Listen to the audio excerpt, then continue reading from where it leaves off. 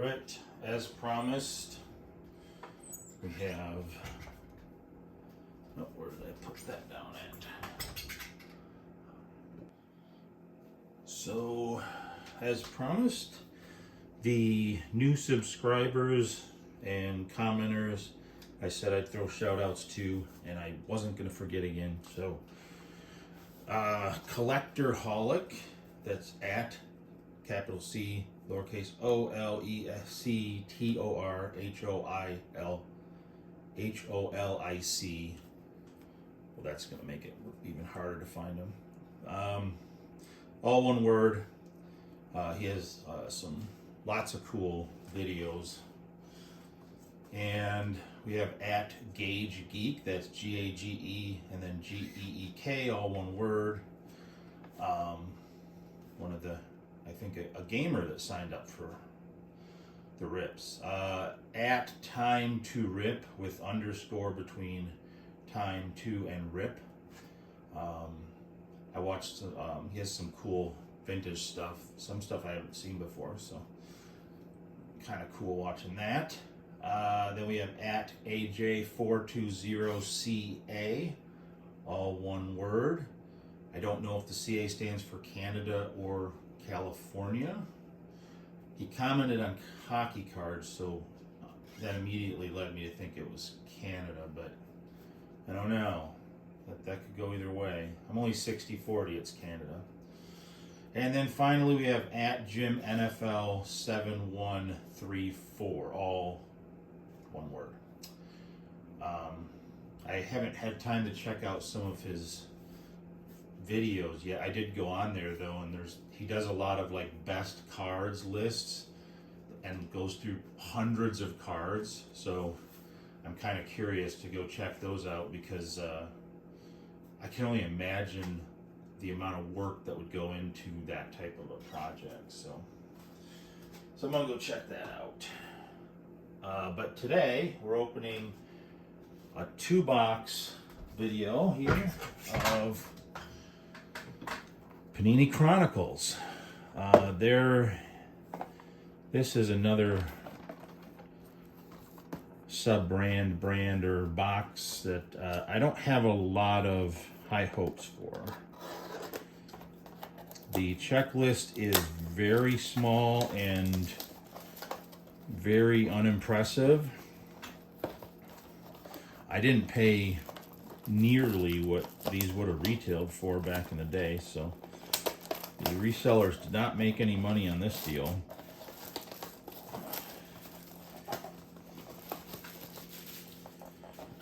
So first one is kind of a dinged up box, so we'll do a box battle between number 1 and number 2.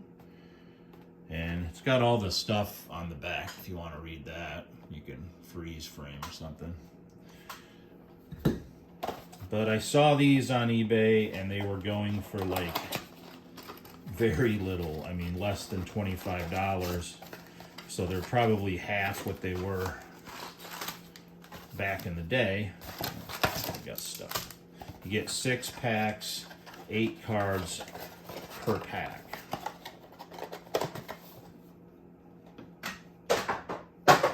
Or don't put it on the table. So I'm going to go do this one first.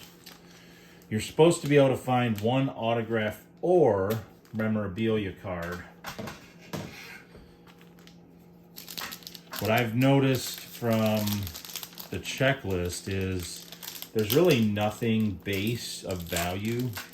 In order to get anything of value, you really need to have a numbered card, an autograph, or something like that. Like none of the base cards are worth anything. Not 2, not 3, none.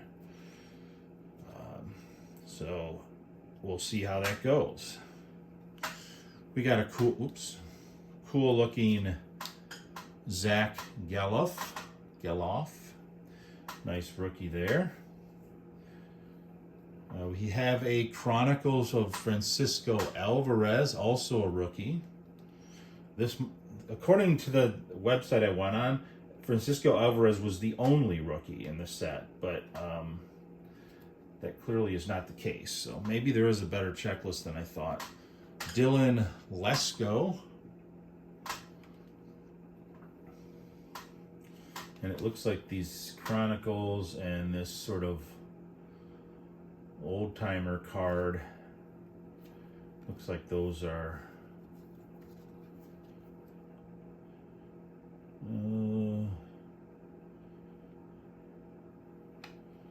not sure what the point of this set is. That's the one thing I'm not so sure about.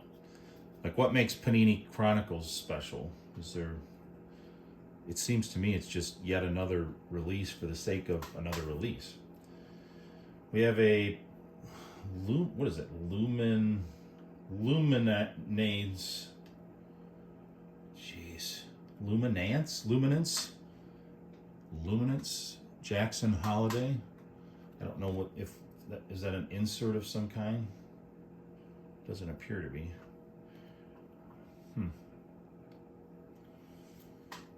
We have an Ivan Melendez in a pinnacle type of a card.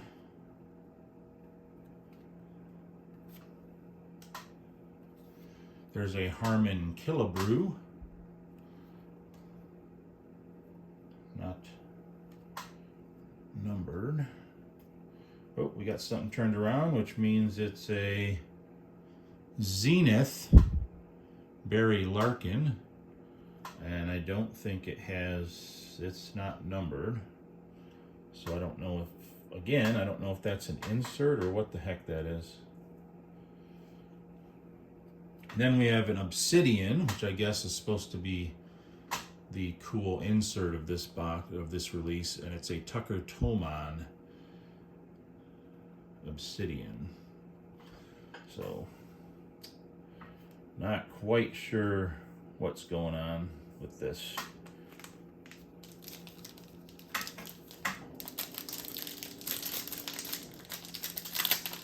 Because usually if they have consistent numbering and there's something with a different kind of description, like IF-31, IF-34, IT-, usually that's an insert, but it's hard to tell because these ones are kind of a hodgepodge of all different designs. And this is a Jet Williams. I'm going to put him out on the...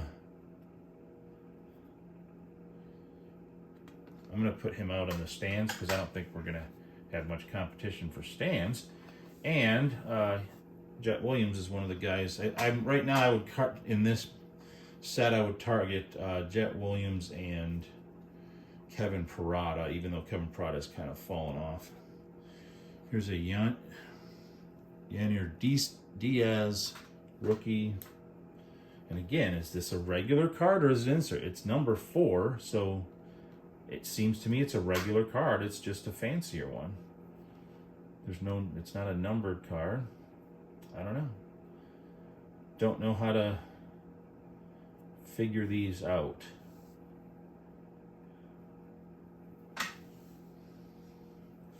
This one's turned backwards. I don't know what that means. It is a Pinnacle Met Ott. I'm not familiar with his work, so I'm going to read it. A kid from the Big Easy, Otis began his career in the Big Apple at the age of 17 in 1926.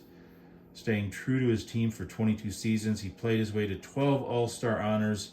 The last of those accolades came in 1945 with the Big Bopper highlighting that historic campaign by becoming the first player in the league to hit 500 home runs. So this was a guy that I guess played with the Babe, but he was pretty good in his own right. Wonderful. Still has the same naming. That's weird.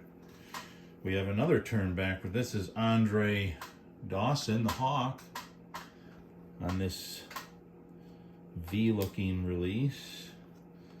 We have Tony Gwynn with a nice Pinnacle release there. Where are all these turned around? Luke Appling.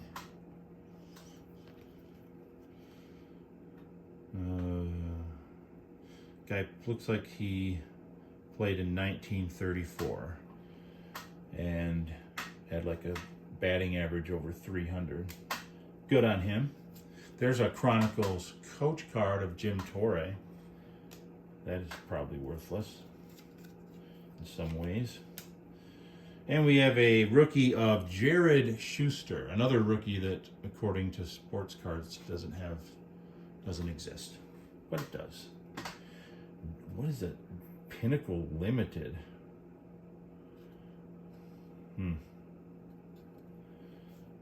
lot of cards I'm not recognizing.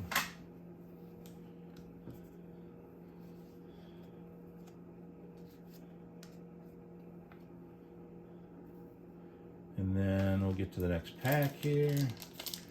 I want to do both boxes in one video, so I better pick it up. I should have watched more box breaks of this so that I would be better prepared for what I'm seeing, because every pack seems to just be a mix of different designs. Oh, Sparky Anderson. That's solid. That's a solid card. Max Rashik. Looks to be somebody who's prospect type. Stan Kovaleski.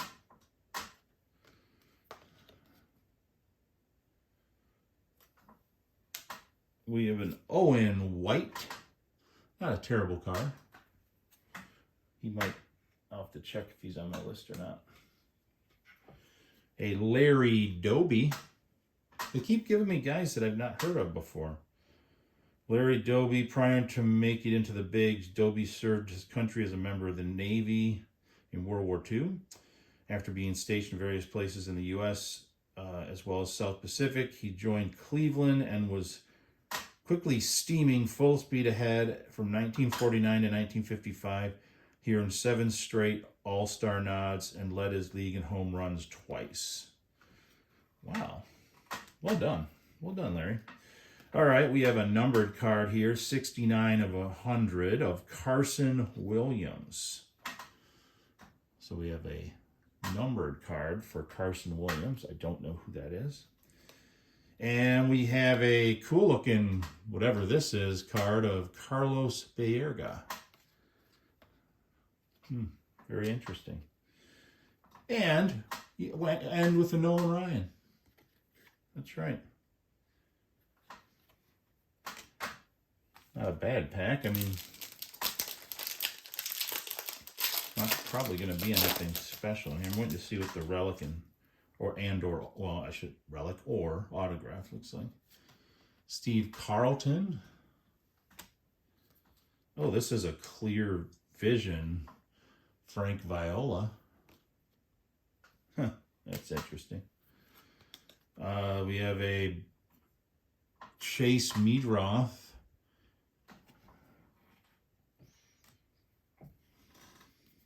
And a David McCabe.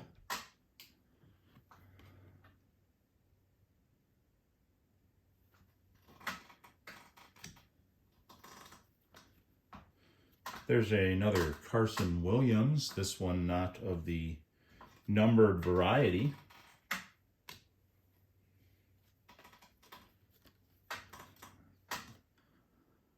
There's a Hoyt Wilhelm, a Jim Edmonds, and a Shoeless Joe Jackson.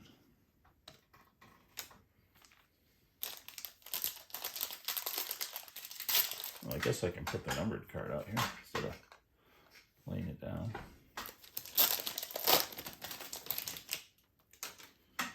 So we got a Caden Wallace, Andy Rodriguez rookie, Silas Ardoin. Okay, now they're just messing with me with names they know I can't pronounce. Joe DiMaggio. I can pronounce that one. Nice Joe DiMaggio there. Cool Papa Bell. Okay, I got to read this one. If a dude's name is Cool Papa Bell, with a name like Cool Papa, you might be surprised to learn just how hot Bell was when he stepped up to the bat. The outfielder nailed 1,548 hits and sprinted his way to 1,152 runs, leading his league half a dozen times, After ending his 21-year career in 1946, he was finally inducted into the Hall of Fame in 1974. Well done, Cool Papa Bell. Plus, I love that name. It's my new favorite baseball name. How cool is his name? Not as cool as Cool Papa Bell. I'll tell you that right now. We have a Detroit Tiger, a Mr. Cecil Fielder. Not as fleet of foot as you might think, but a hell of a hitter. We have a guy with another sweet name. Man, it's like the sweet nicknames. Catfish Hunter. With some kind of cool refracty background there, but it's not numbered. Catfish Hunter. And we have our relic card. It's a Colson Montgomery. The enclosed authentic memorabilia is not from any specific game or event. So he tried this on at JCPenney and they went in and grabbed it. But I'm going to put that out there because, one, that's supposedly the big hit of the box. And two, it's a Colson Montgomery, who I'm big on because he had a great start to his career. So it's going out there. That's the moral of the story. It's going out there. We have, in our last pack here, a Joe Cronin. Ooh, he looks mean. It was a season of change for Cronin in everybody's from 1934. Shortly after being married, he was traded from Washington to Boston for Lynn Larry and nearly $250,000, a staggering sum during the height of the Great Depression. Earning his keep, he was a perennial all-star at short while also doing double duty as the team's manager. Well played.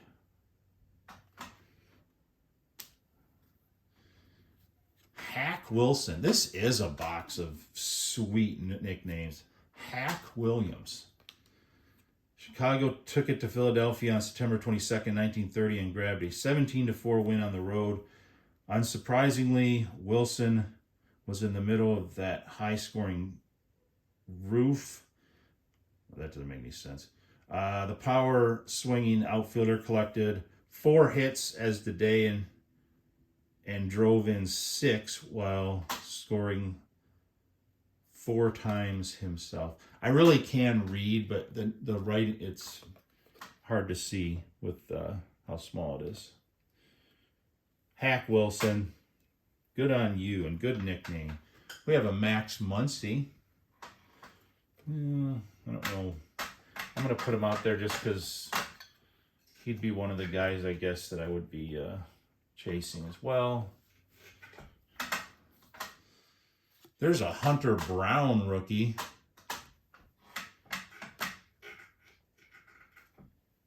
Wow, that's a good one. Ellie De La Cruz. And that's a rookie. Oh, wow.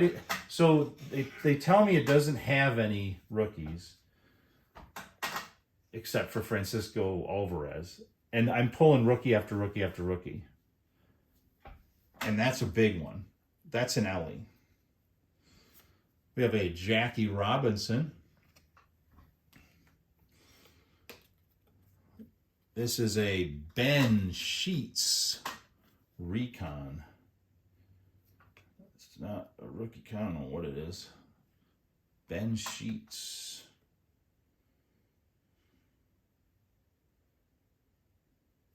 I'm thinking this might be this is some kind of...